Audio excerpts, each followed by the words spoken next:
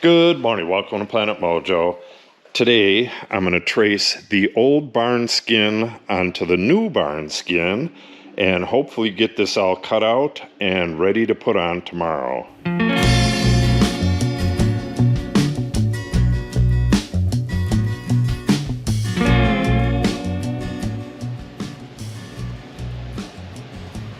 Okay, I took a bunch of dimensions trying to figure this out, and it's all coming back to me now.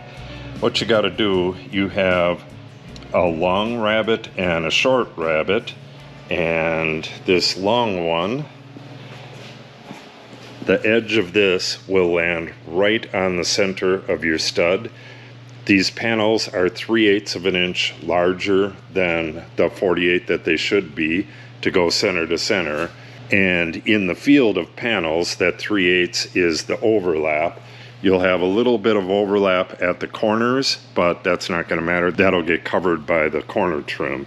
So the center, or the edge of the panel, goes right on the center of the stud.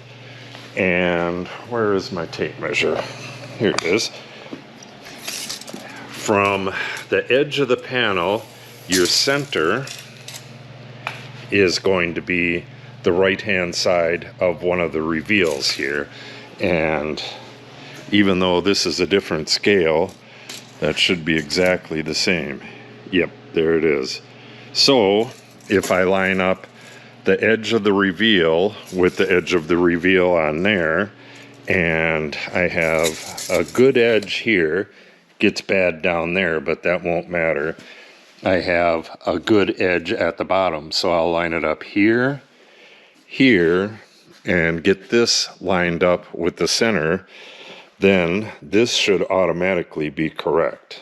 So what I think I'm going to do is pull these panels apart and get the center one done, then slide the left one over, get that set up, and do the left hand one, and then we'll do the right hand one. Then I'll draw in the window and I'll put some indicators where the studs are going to lie.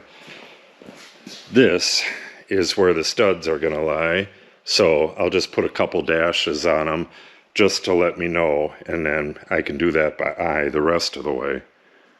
Alright, so we'll start out, get these concrete blocks off there and set that on the center.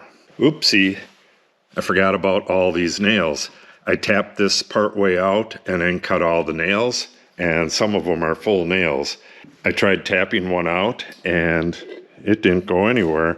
What I'm going to do is go get the angle grinder and just cut all these off and kind of flush this up.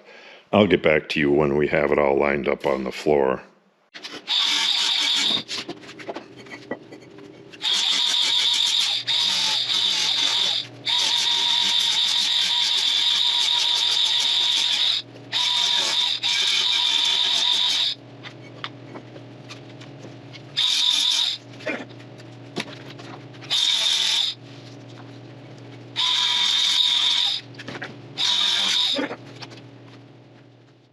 Okay, I have this center panel all lined up, and what I did, I had like 2 inches of flat on the bottom on this side. I got that nice and lined up and then pinned it down, and then I jiggled and joggled this edge here and used my combination square to get it dead flush. And then I lined up the bottom over here and pinned that, and then this side turned out to be perfect. So now I could trace my edge, and that top edge is the only thing I need.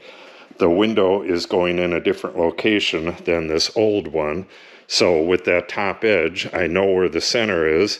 I can just measure up and over and all that and get the window. I'll cut out a rough window, maybe 3 inches larger. I'll just take the oscillating tool and cut it out once it's installed. But that way I'll have a hole in the middle so that Natalie can grab it and pull it up tight against the building when I'm nailing this in.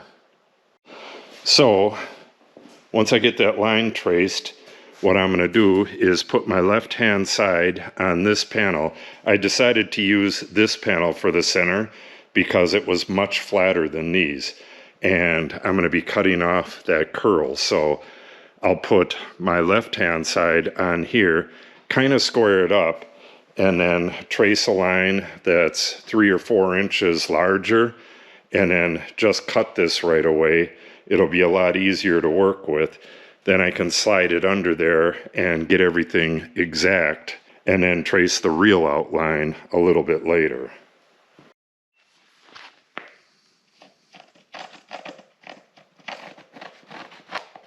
I want to get this exact line because this was cut out of the building and the other half of this is still on the building.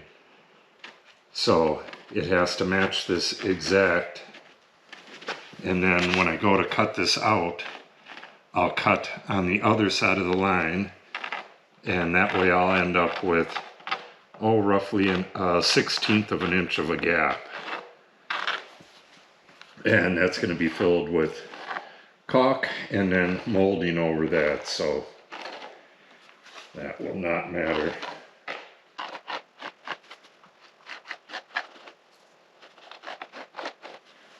Okay, that is that.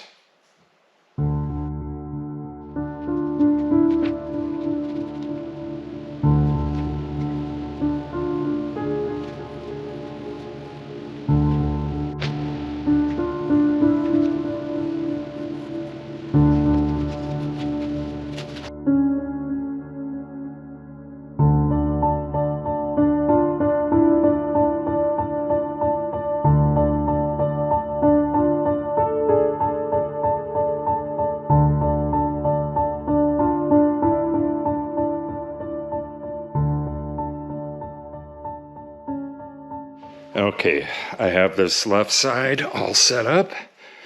We got our gap right there, which is perfect. And gap here is perfect. So that means the T111 is fully into its groove. We're flush all the way across the bottom. Gap looks good here. There's a lot of extra paint and stuff on it, but it looks good all the way down. I had to chisel some stuff out of the way, and this is about perfect right there as well. Yep, looks as good as it's gonna get. So now I'll trace the line on here, and then I'll just take this stuff off and then slide the whole thing down this way, and then put this panel on the other side and do this again.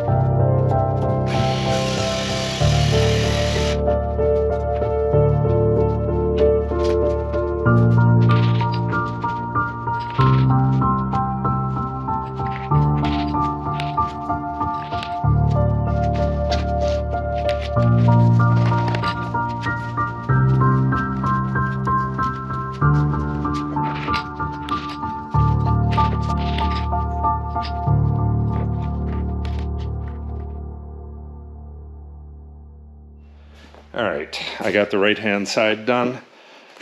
Got the top flush, and then it was kind of looking like it was open. That's because the panel is all wavy. But if you look at where the paint cracked, the paint is back together again, as good as it's gonna get. And we're nice and flush there. That's plenty good. And when I cut these, like I said, I'm going to consume the line. I'm going to cut to the inside of the line. That'll give me a tiny bit of play, and I should be good to go. All right, we'll take these blocks off of here, and I'm going to go quick have lunch.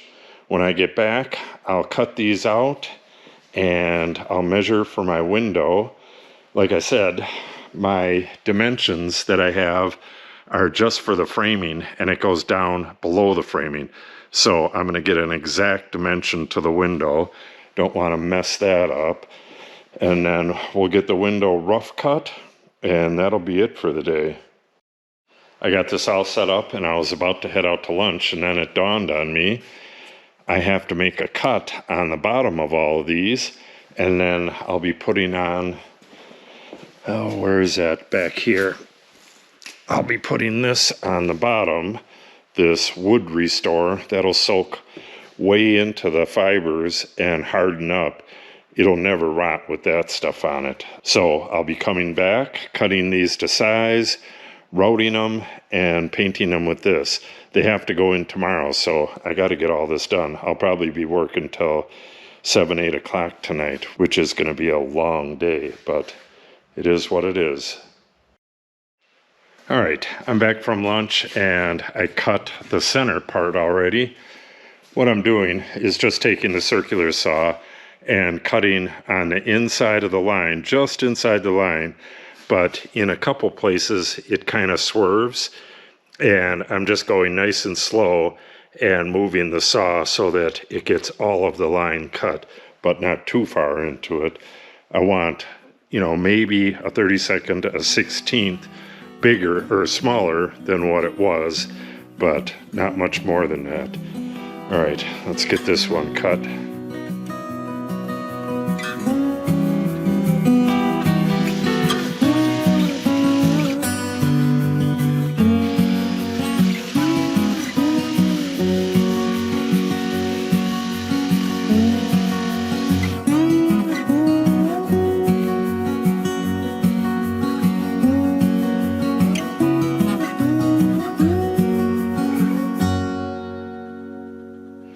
Okay, now for the drip edge. This is my test piece right here. This is the bit. It's a 15-degree bit with the bearing. I'm going to run it on here a couple times to test it. It looks like I'm going to want to go right at the edge of the wood with the bearing. I don't want to cut the entire panel, but I guess if I do, it's not going to be that bad. I don't want a razor edge on here because it's likely to break. I should probably leave about 1/8 of an inch, but we'll test it out. And this is about how I'm going to have to do it with 3 clamps like this.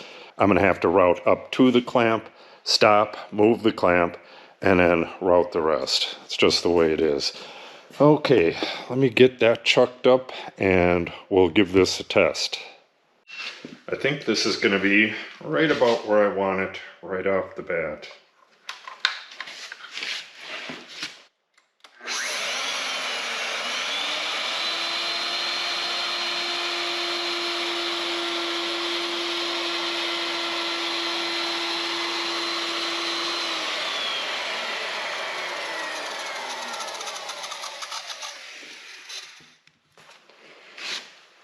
Yeah, I hate to have to do this, but it has to be done. Yeah, that'll work just fine.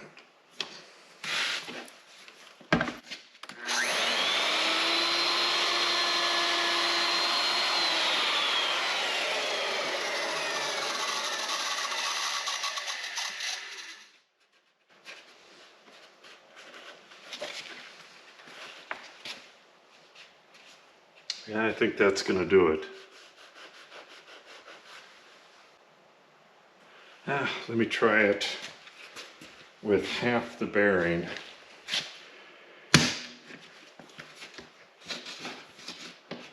See how that looks.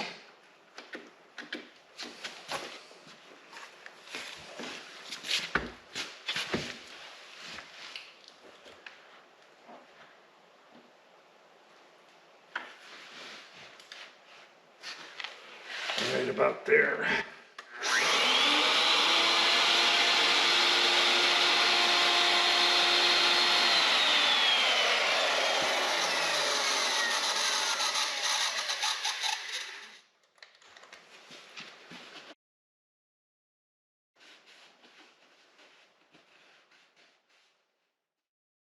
All right, this was with the full bearing riding on the edge here, and this is with half of the bearing. This has more of a flat.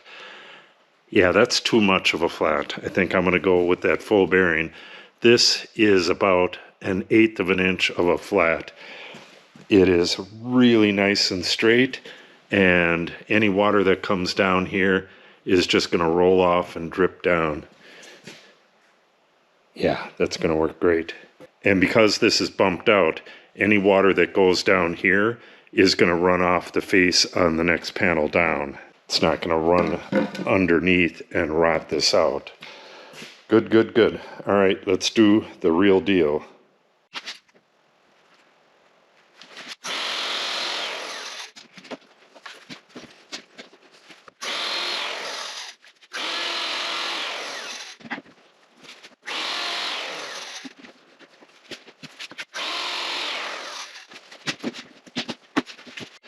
Okay, center panel is done. Yeah, that edge is beautiful. Now I'm going to put that hardener on there. Well, actually, I'm not going to do that right away. This is the outer edge of the window, but I'm not going to cut it to that. I have another line 3 inches in from that. That's where I'm going to cut it. And when we go to put this up, my daughter will be able to reach through the hole and have something to grab onto. I'll cut it the rest of the way with the oscillating tool, and it'll be dead perfect. All right, oh, and this is where the stud is going to be. This will be nailed through the next one. So we got a stud here, no, that's the center line. Stud here, and a stud here. And then we're going to be nailing all the way around the window, about 3/4 of an inch away from this line. Yeah, and then we're going to nail all along the top as well. Good, good, good. All right, I'm going to cut this in a little bit for now. We'll get our other 2 panels up there, get the bottom routed, and we're getting near the end.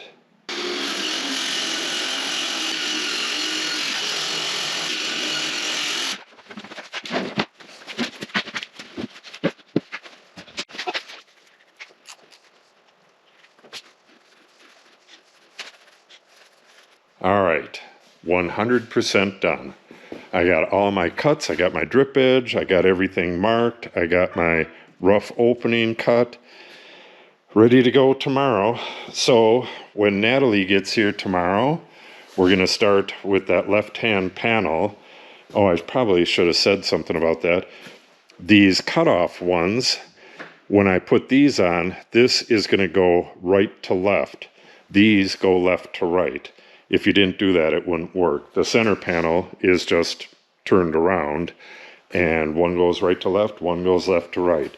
Otherwise, it would have took 6 panels instead of 4. Okay, so like I said, Natalie and I will be putting this in tomorrow. So if you want to see that, make sure you subscribe and click on the update icon. If you have any questions or comments, make sure you put them in the comment section below. And if you share the video and or give it a like, it helps the channel out greatly. Thanks for watching and have a great day.